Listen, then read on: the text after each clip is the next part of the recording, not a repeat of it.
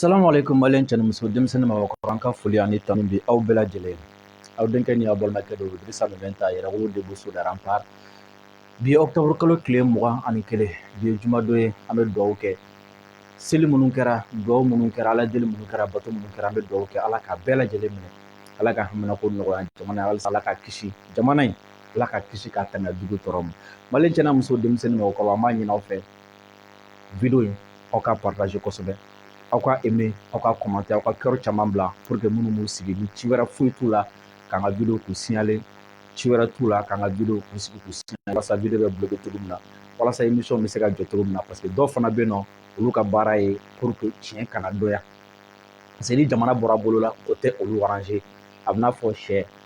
olu bɛ balo sunbolo sanfɛ olu bɛ balo ɲamana donc a birisa ɲagaminen de ka di dɔw ye walasa olu bɛ se k'u balo sɔrɔ cogo min na dɔw fana bɛ yen comme olu y'a dɔn déjà ko an bɛ sira min ka sira ɲuman don ko an bɛ ka kɛlɛ min kɛ kɛlɛ ɲuman don ko kuma minnu fana bɛ bɔ an da ko tiɲɛ don olu tɛ fɛ mɔgɔ ka bɔ tiɲɛ kalama olu fana sigilen don video ninnu contour la n'a y'a daminɛ waati o waati ka signaler ka fɛn wɛrɛ kɛ donc an b'a ɲini aw fɛ video a ka partager déjà minnu b'a partager ka kɔrɔ an b'olu fo k'u tanu k'u waleɲuman dɔn minnu b'a bila u ka whatsapp kan an ka foli b'u ye minnu b'a a yɛlɛma ka bayɛlɛma ka kɛ audio ye an ka foli bɛ aw bɛɛ lajɛlen minnu b'a ta k'a bila u ka page facebook kan an ka foli bɛ aw ye minnu b'a bila tiktok kan an ka foli b'aw ye surtout minnu b'a bila youtube kan a n'a ɲɔgɔnna wɛrɛw an ka foli bɛ aw bɛɛ lajɛlen an bɛ aw ladɔnna bi k'a fɔ ko désormais chaîne youtube bɛ an fɛnɛ bolo Dirisa Mɛmɛnta officiel o y'an ka chaîne youtube ye aw bɛ se ka taga youtube sanfɛ aw b'a abonné kosɛbɛ a chaîne na a bɛ kɛ sababuya ye a chaîne a bɛ visibilité caman sɔrɔ n'a ye visibilité caman sɔrɔ aw bɛ nafa sɔrɔ a la ne fana bɛ nafa sɔrɔ a la parce que désormais ni an ka chaîne sera ka niveau dɔ sɔrɔ alhamdulilayi a bɛ se ka kɛ sababu ye a bɛ musakaw lase an ma a bɛ se ka kɛ sababu ye a bɛ tɔrɔmɔɲɔgɔn lase an ma o bɛ baara nɔgɔya o bɛ baara taa ɲɛ o b'a to an fana bɛ se ka fɛn caman fana ɲɛnabɔ ni a ye donc maliyɛnw n bɛ segin a kan video a y'a partage bi thème kelen pe de bɛ an bolo thème kelen pe wa prévu de don fana ye wa thème nafa ka bon dɛ prévu de don o la video a y'a partage kosɛbɛ prévu dɔ de b'an bolo su in na France contre la prévu aw b'a dɔn Mali ye plainte don conseil de sécurité la ka demande kɛ ko dalilɔ b'an bolo ko prévu b'an bolo France contre la k'a fɔ ko Mali kɛlɛ a terrorisme ko France nɔ b'a la ko France bɛ kunnafoniya di terrorisme ko France bɛ dalilɔ di renseignement di terrorisme k'a bɛ marifa d'u ma k'a bɛ dɔw ta ka t'u sigi k'a b'u former k'a bɛ fɛn caman kɛ Mali y'o laɲini min kɛ conseil de sécurité la ko sigi ka kɛ ka kuma a kan walasa an k'an ka dalilu da kɛnɛ kan walasa conseil de sécurité min sigira walasa ka diɲɛ lakana k'a kɔlɔsi o faransi ka wele bɔgɔ jeninen k'a ka dabila faransi ni min ka kan o ka kɛ faransi walasa Mali bɛ lafiya cogo min a dɔw fo bi dama to a kuma la aw yɛrɛ bɛɛ lajɛlen b'a kalama k'a fɔ ko o don na Nations Unies secrétaire général ale ka ciden kɛrɛnkɛrɛnnen min bɛ Mali la yan kalo saba o kalo saba o bɛ bataki sɛbɛn o bataki kɔnɔna la a bɛ ɲɛfɔli kɛ kalo saba kɔnɔna la MINUSMA bɛ Mali la yan u ye mun ye u ye mun mɛn u ye mun kɛ k'o kɛra cogo di o bataki min taara o don na sigi kɛ o kunna o sigi fana kɛnɛ kan aw y'a ye k'a fɔ ko a kɛra ring ye a kɛra box kɛnɛ ye an ka son excellence maréchal Abdoulaye Diop ale ni faransi ka lasigiden min tun bɛ yen kumaw kɔni falen-falenna o ni ɲɔgɔn cɛ an ye dɔ ɲɛfɔ aw ɲɛna o la o fana kɛnɛ kan an ka jamana y'a laɲini k'a fɔ fɔlɔ anw dabali bannen don Nations Unies bɛ se ka taa nin rapport kɛ kalo saba kɔnɔna la cogo min na ka diɲɛ fɛn bɛɛ k'a kɔnɔ ko anw ye laɲini min kɛ ko a ma sɔn k'o kɛ a kɔnɔna la kelen filanan ye jumɛn an b'a ɲini Nations Unies fɛ an b'a ɲini conseil de sécurité fɛ halisa an mago bɛ sigi na Mali mago bɛ sigi na parce que France représentant min tun bɛ ko an ye nkalon da u la k'an bɛ k'u tɔgɔ tiɲɛ ko k'a sɔrɔ ko tiɲɛ tɛ olu ma deli ka terroriste financer ma deli ka u ka avion kɛ k'an ka espace la comment dire la sago k'a sɔrɔ yamaruya t'u bolo olu ye bɛnkan sɛbɛn min kɛ u ni Mali cɛ accord olu ma deli k'a violer Abdoulaye Diop y'a yira la k'a fɔ ko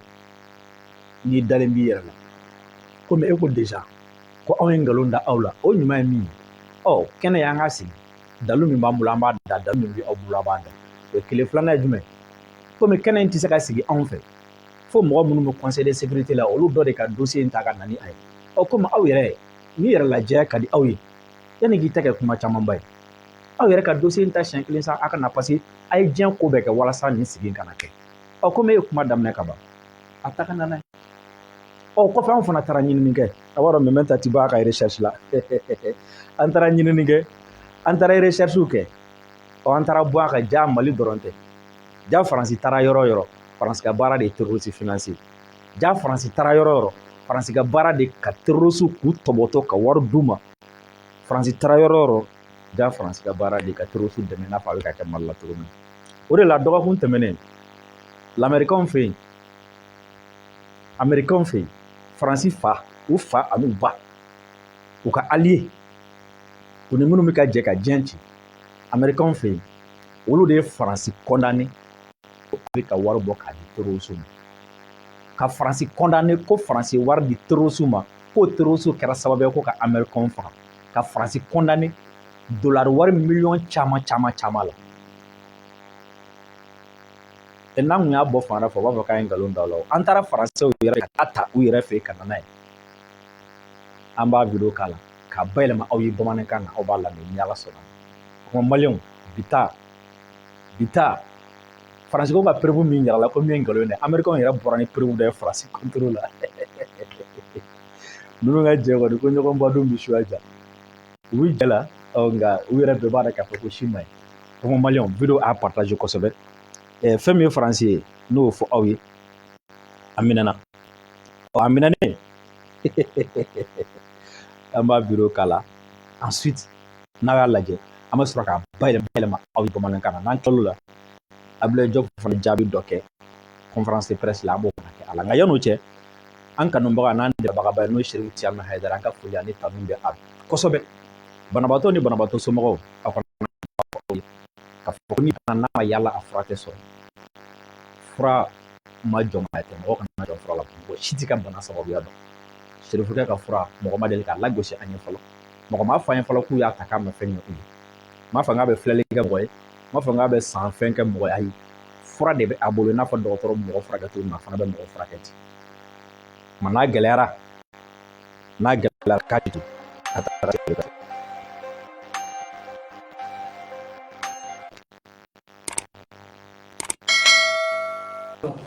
aw kɔni ye fura di ne ma fura ɲana yɛrɛ dɛ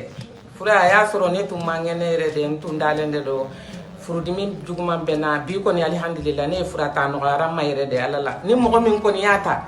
ne tɛ mɔgɔ nɛgɛn dɛ ni min y'a ta fura kɔni ka ɲi ni m'a ta fana fura kɔni ka ɲi dɛ a ye min kɛ ne la ne yɛrɛ ni ala de b'a dɔn a ɲana ne ma yɛrɛ de wallahi ne kɔni min fɔ jama ye bɛɛ k'a ta bɛɛ k'a lajɛ n'a kɛra cogoya min na a kɔni ka ɲi ala n'a kɛra b'a dɔn ne kɔni bɛ kuma ni ala de ye a ɲana ne ma dɛ nkalon tɛ foyi ɲa ɲana ne ma yɛrɛ de wallahi yalima furudimi tun bɛ la a mɛnna furudimi mɛnna ne la wallahi a bɛ san 7 yɛrɛ de bɔ a bɛ ne la bari bi kɔni alhamdulillah ne fa mana ka fura yɛrɛ ta n ka dɔgɔtɔrɔ furaw filɛ n bolo n y'a bila ye n kɔni bɛ k'ale de ta sisan nɔgɔyara ma yɛrɛ yɛrɛ de wallahi ne kɔni karamɔgɔ bɛ n bisimila dɛ n bɛ taga aw fɛ yen n bɛ taga yɛlɛma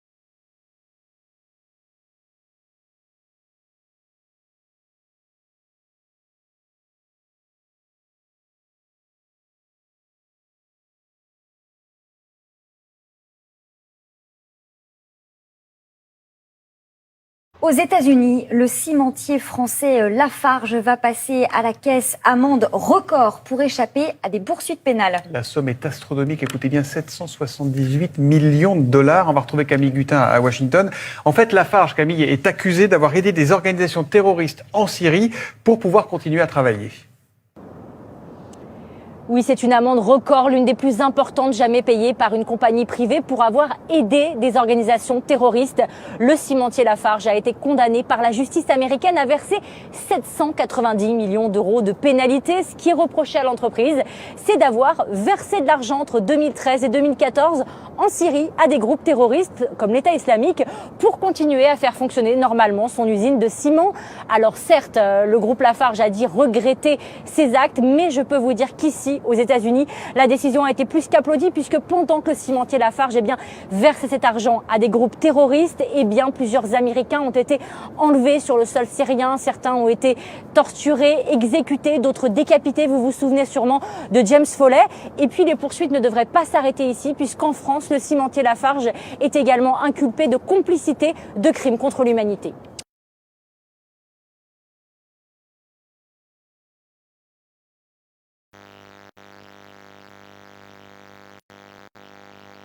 ayiwa maliɲɛnw sisan an bɛ sɔrɔ ka bayɛlɛma aw ye bamanankan na. Aux États-Unis, le cimentier français Lafarge va passer à la caisse amende record pour échapper à des poursuites pénales. La somme est astronomique. Écoutez bien, 778 millions de dollars. On va retrouver Camille Gutin à Washington. 778 millions de dollars. Faransi société dɔ bɛ yen u ka baara ye simanko ye o de kɔndɛnana américain fɛ 700 et quelques millions de dollars. N'i y'a ta fa kɔnɔna mɔgɔ t'a miliyari hakɛ yɛrɛ dɔn. A ɲangira k'a ka o sara Amérique ye k'o ye américain joli wari ye. Américain minnu sara, américain minnu banana o y'o wari ye, o y'olu nisɔngɔ ye. Faransi ka nin société a kɔndɛnna mun kama an ka lamɛn. Aux États-Unis, le cimentier français Lafarge va passer à la caisse amende record pour échapper à des poursuites pénales. La somme est astronomique. Écoutez bien, 778 millions de dollars. On va retrouver Camille Gutin à Washington. En fait, Lafarge, Camille, est accusé d'avoir aidé des organisations terroristes en Syrie pour pouvoir continuer à travailler. Ayiwa ko a ɲangira kun jumɛn kama ko a ɲangira de ko Syrie ka bɔ 2013 la ka na 2014 la ko Faransi ka nin société ko terroriste ka groupe minnu tun bɛ Syrie a ka baara tun ye jumɛn ka olu dɛmɛ ka wari di olu ma. Ko nin dun nin terroriste ninnu ni Faransi ka nin société tun bɛ wari di olu ma n'a kɔnɛna k'a ka dolari wari miliyɔn 700 ni kɔ sara ko ninnu kɛra sababu ye ka lamɛrikɛn den caman faga, ninnu kɛra sababu ye ka lamɛrikɛn den caman bana. N'a ma ɲɛ ko lamɛrikɛn denw olu ka banani, olu ka saya, olu joli bɔli o sababuya bɔra Faransi ka société ye wari min di terroriste ma tuma ko Faransi kan ka ɲangi américain denw joli bɔli. Aux États-Unis, le cimentier français Lafarge va passer à la caisse amende record pour échapper à des poursuites pénales. La somme est astronomique. Écoutez bien, 778 millions de dollars. On va retrouver Camille Gutin à Washington. En fait, Lafarge, Camille, est accusé d'avoir aidé des organisations terroristes en Syrie pour pouvoir continuer à travailler. Oui, c'est une amende record, l'une des plus importantes jamais payées par une compagnie privée pour avoir aidé des organisations terroristes.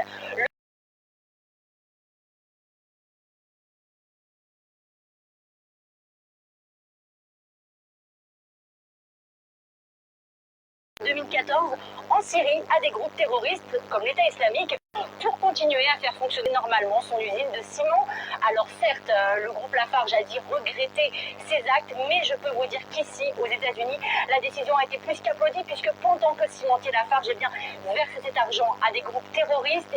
plusieurs Américains ont été enlevés sur le sol syrien. Certains ont été torturés, exécutés, d'autres décapités. Vous vous souvenez sûrement de James Foley. Et puis les poursuites ne devraient pas s'arrêter ici puisqu'en France, le cimentier Lafarge est également inculpé de complicité de crimes contre l'humanité. Gasi a jugara koyi wa société min condamné na américain fɛ a ma da cala dɛ a ma dala cala dɛ a sɔnna ma k'a fɔ ko tiɲɛ yɛrɛ la k'a y'a kɛ wa ko k'ale nimisara a nimisara mɛ a y'a kɛ wa ko a ka nin condamnation tellement que a diyara américain denw ye a diyara amérique population ye parce que ko ni société française in ka wari de kama terroriste ye américain denw torturé k'aw minɛ k'u ni degun k'u nima tɔɔrɔ ko nin faransi société de kama ka wari kama terroriste de 2013 à 2014 Syrie américain denw sara américain denw de bɔra o condamnation kɛlen pour que faransi état yɛrɛ parce que a b'a dɔn faransi bɛ fɛn dɔ kɛ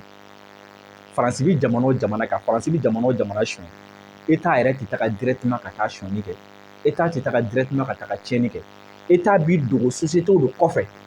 a société n'olu ye wari sɔrɔ oligarchie b'a wari sɔrɔ faransi état yɛrɛ bɛ dɔ sɔrɔ a la a bɛ n'a fɔ groupe Bolloré Total a n'a ɲɔgɔnna camanw ani Areva o la olu de bɛ terrorisme financer olu de bɛ wari di terrorisme ma olu de bɛ terrorisme entretenir o la faransi bɛ nafa sɔrɔ a la américains kɛlen ka nin condamnation kɛ o la faransi yɛrɛ wulila ka semblant procès dɔ kɛ k'olu fana bɛna nin société in nɔ minɛ faransi parce que crime contre humanité o ye jumɛn a ye nin min kɛ a ye terrorisme dɛmɛ ni min kɛ k'a ye dankari adamadenya hakɛ la o maliyɛnw américains filɛ nin ka preuve dɔ sama ka bɔ faransi contre la k'o da kɛnɛ ka diɲɛ bɛɛ ye a ye o faransi kelen de bɛ anw fɛ yan o faransi kelen ka société de bɛ anw fɛ yan olu ka société bɛ anw fɛ yan maliyɛnw terrorisme bɛ ban yan cogo di o faransi kelen ka société de bɛ sanayɛlɛ la Sahel kɔnɔna la a Areva n'a ɲɔgɔnna camanw olu de ka société bɛ première ligne na o maliyɛnw terrorisme bɛ ban anw fɛ yen cogo di rébellion bɛ ban anw fɛ yen cogo di ka o faransi ka o société to yen ne bɛ aw ɲininka parce que faransi état yɛrɛ tɛna t'i tilen k'a ko ninnu caman kɛ o faransi hali ni terroriste ye minɛnw kɛ n'u ye otage minɛ par exemple ni faransi bɛ fɛ ka terroriste groupe dɔ financer sisan o bɛ service secret mɔgɔ dɔ bila ka na o bɛ n'i yɛrɛ kɛ humanitaire ye anw fɛ yan ou bien o b'o bila ka na o bɛna baara kɛ a ka société dɔ la par exemple Areva ou bien groupe Bolloré dɔ la o la o tigi bɛ taa caméranin dɔ ta ka t'i yaala yaala terrorisme yɔrɔ la ou bien k'i yɛrɛ kɛ journaliste ye n'o nana o bɛ t'i yaala yaala yɔrɔ dɔ la terroriste bɛ yɔrɔ min na o la terroriste bɛ sɔrɔ k'aw minɛ o la ni terroriste y'o minɛ faransi bɛ sɔrɔ k'a ka société bila ka rançon sara o tigi ye o terroriste ye o ye financement de ditɔrɔw ma dɛ fana parce que faransi tɛna segin ka wari ta ka di terroriste ma a bɛ mun kɛ a b'a ka mɔgɔ dɔ bila ka taga di terroriste ma a ye karisa minɛ o la n'a ye nin minɛ n bɛna wari di aw ma ko aw k'a bila wa n yɛrɛ tɛna wari di aw ma n bɛna société dɔ bila o ka wari di aw ma o la a tɛ fɔ ko anw y'a kɛ o la o négociation na e ko faransi ye dɔ libéré Sahel kɔnɔ yan nɔ fan dɔ fɛ 30 millions d'euros o di terroriste ma k'o ka mɔgɔ 4 bila 30 millions d'euros faransi ka mɔgɔ 4 min tun bɛ anw fɛ yan 30 millions d'euros o di ko ka mɔgɔ 4 bila o 30 millions d'euros o miliyari joli o taara don terroriste tɛgɛ o kɔrɔ ye jumɛn a ye taa marifa san a ye taa renseignement san a y'a ka kɛlɛkɛdenw san faransi b'o de la anw contrôle la an ka jamanaw kɔnɔ o a tɛgɛ talen filɛ nin o tuma a ye nin video partage maliyɛn bɛɛ ka bɔ a kalama minnu bɛ preuve ɲini na a ye taa nin du an ka foli kanu bɛ aw bɛɛ an b'an ka jamana ɲɛmɔgɔw fo ka jamanadenw fo mɔgɔ mɔgɔ bɛ wuli ka jɔ la k'a bɛɛ lajɛlen fo k'a fɔ ye k'an ka to jɔlen ni ala sɔnna a ma ko bɛ ɲɛnabɔ maliyɛnw bi burukina fɛn min ye Ibrahim Traoré président kura a ye serment prêté a y'a bolo kɔrɔta k'i kale jamanadenw ɲɛkɔrɔ n bɛ dugawu k'a ye ala k'a kɛ fanga d'a ma ala k'a kɛ Assimi kura ye burukina nka maliyɛnw dabaliba ye min ye conseil de sécurité de bɛ taga sigi anw kan ko exaction mɔgɔ min t'a bɔ ka kuma ko fɛnw de bɛ fɛ ka siya silasa kɛ k'a sɔrɔ aw ni terroriste bɛ ɲɔgɔn na tile kelen Tchad mɔgɔ 50 kɔ k'u bɔnɛ o ni la ni marifa ye k'u bɔra ko ka manifester k'u ka hakɛw ɲini n t'a dɔn n'aw b'a jateminɛ u ka Nations Unies n'u ka faransi n'u ka fɛn ninnu bɛɛ u bɛ crime de guerre fɔ yɔrɔ o yɔrɔ u bɛ crime contre humanité fɔ yɔrɔ o yɔrɔ u bɛ exaction fɔ yɔrɔ o yɔrɔ o ye n'aw sera terroriste ma ou bien n'aw sera rebelle mais ni manifestant fagara foyi tɛ fɔ o ye manifestant fagalen exaction ko kuma tɛ fɔ a tɛ sɛbɛn rapport la Mali la 2020 mɔgɔw bɔra yan nɔ mɔgɔw fagara a ma fɔ exaction ko kuma ma fɔ a ma sɛbɛn rapport la Nations Unies hali sini a ma dakuruɲɛ kelen fɔ a la wa Tchad ta in fana kelen filɛ nin ye o tɛna dakuruɲɛ kelen fɔ a la o foyi tɛ fɔ parce que olu bolo jamanaden minnu b'u ka hakɛ ɲini jɛlenya la olu joli ye fu bɛɛ ye kelen parce que n'olu ka wulikajɔ ninnu sɔn ka kɛ sababuya Faransi bɛ sɔn ka gɛn mais minnu bɛ marifa ta jamana kama n'aw ser'o de ma a bɛ exaction ko kuma mɛn tubabu ninnu bɛɛ ma o tuma an k'an fara t'u la an k'a dɔn k'a fɔ ko nous, on est à un stade où on préfère maintenant parler des problèmes du Mali et pas de nos problèmes avec la France. Parce que ça fait des mois, des années qu'on ne parle que de cela. Ce qui nous importe aujourd'hui, c'est comment apporter la sécurité aux Maliens, comment améliorer les conditions de vie des Maliens, et comment faire en sorte que ce processus de transition que nous conduisions puisse arriver à son terme et que nous puissions travailler avec les voisins et les autres. La France, pour nous, est un partenaire comme tous les autres. Le Mali a indiqué, vous savez, nous avons des problèmes avec une certaine politique ou la politique française. Il n'y a pas de problème particulier entre les populations maliennes et les populations françaises. Je rappelle, depuis le temps où on a cette crise avec la France, il n'y a pas de biens de personnes françaises, de sociétés françaises ou d'emprises diplomatiques françaises qui ont fait l'objet d'attaques de la part des populations maliennes. Donc nous avons un différend avec les autorités françaises. La seule question que le Mali a mis en avant, c'est d'être considéré comme un pays souverain, d'être respecté, de comprendre qu'on n'est plus dans une phase coloniale ou néocoloniale et d'établir des relations empreintes de respect mutuel, mais aussi des relations sur le plan de la coopération qui sont des relations gagnant-gagnant, des relations qui comprennent que le Mali est un pays majeur, les Maliens constituent des populations majeures, nous sommes une vieille civilisation et que nous n'avons pas besoin que les autres viennent nous tenir la main ou nous dire ce qui est bien pour nous et ce qui n'est pas bien pour nous.